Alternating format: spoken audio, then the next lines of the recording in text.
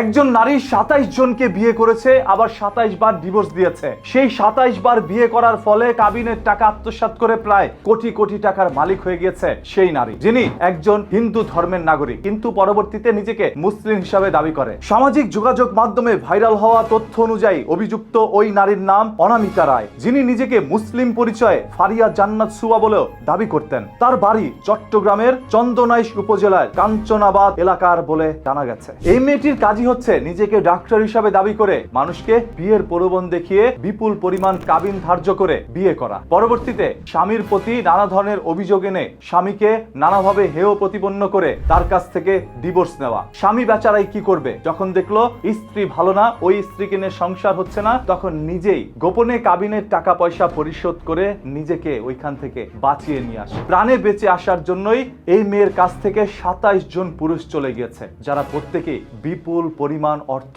সম্পত্তি তাকে দিয়ে গিয়েছে। কাবিন ব্যবসায়ী এই মেয়েটি কতটা ভয়ঙ্কর, যা শুনলে আপনাদের শরীরটা শিউরে উঠতে পারে। তাই ভিডিওটি আগে শেয়ার করে রাখেন, যাতে করে মানুষও এই তথ্যটি জানতে পারে। অভিযোগ রয়েছে যে ওই নারী নিজেকে কখনো ঢাকা মেডিকেল কলেজ থেকে পাশ করা ডাক্তার, এমবিবিএস, বিসিএস ক্যাডার, আবার কখনো অক্সফোর্ড বিশ্ববিদ্যালয়ে পিএইচডি করতে যাওয়ার কথা বলে উচ্চ শিক্ষিত ও পেশাজীবী পুরুষদের সাথে সম্পর্ক গড়ে তুলতেন। হিন্দু ধর্মাবলম্বী হয়েও তিনি মুসলিম ধর্ম নাকি গ্রহণ করেছে ভালোবেসে, এই সকল কথা বলে অসংখ্য মুসলিমকে আকৃষ্ট করতেন এবং নানা ধরনের সম্পর্কে জড়াতেন। শারীরিক সম্পর্কের পর ওইটা গড়াতো বিয়ের সম্পর্কে, বিশ্বাস করে মানুষ তাকে বিয়েও করত। তবে কাবিনে ধার্য করা হতো 10 লক্ষ, 20 লক্ষ, কখনো 50 লক্ষ টাকা। স্বামী আবার তাকে ছেড়ে দেওয়ার জন্য সেই 50 লক্ষ টাকা তাকে দিয়েই ছাড়তে হয়েছিল। এইভাবে 27 জনকে তিনি বিয়ে করেছে। এছাড়াও একাধিক পুরুষের সাথে নাকি তার শারীরিক সম্পর্ক রয়েছে, যারা অনেকেই শারীরিক সম্পর্ক করার পর বিয়ে না করে চলে গিয়েছে। তারা হয়তোবা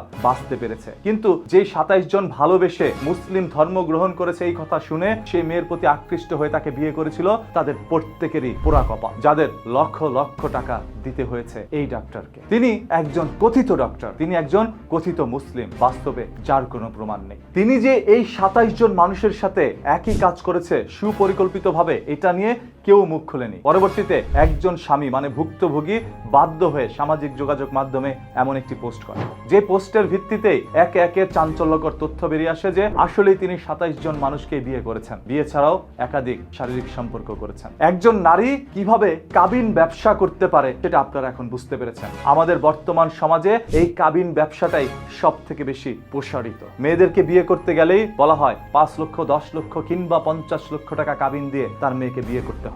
ইসলামী শরীয়ত অনুযায়ী একজন ছেলের যতটুকু সক্ষমতা রয়েছে কাবিন দেওয়ার, ততটুকুই কাবিন দিতে হবে, তার চাইতে বেশি কাবিন দেওয়া যাবে না। এবং সেই কাবিন পরিশোধ করে স্ত্রীর সাথে সহবাসে যেতে হবে। তার আগে শারীরিক সম্পর্ক করা সম্পূর্ণই হারাম। তারপরও এই কাবিন ব্যবসার হাত থেকে বাঁচতে পারছে না এই নতুন প্রজন্ম। কাবিন দেওয়ার আগে 101 বার ভেবে চিন্তে দিবেন কাবিন দেওয়ার পরে আপনার কি হতে পারে। এই ভিডিওটি আবারও বলছি, শেয়ার করে দেন, যাতে করে প্রত্যেকটি যুবক পুরুষরা সতর্ক থাকতে পারে কাউকে বিয়ে করার আগে। এমন একজন মেয়ে যদি আপনার কপালে জুটে, আপনার জীবন শেষ। প্রতিদিনের এই ধরনের ঘটনা, দুর্ঘটনা, লুকোনো সত্য জানতে চোখ রাখুন নিউজ কিতে। তাই পেজটাকে এখনই ফলো করে রাখেন।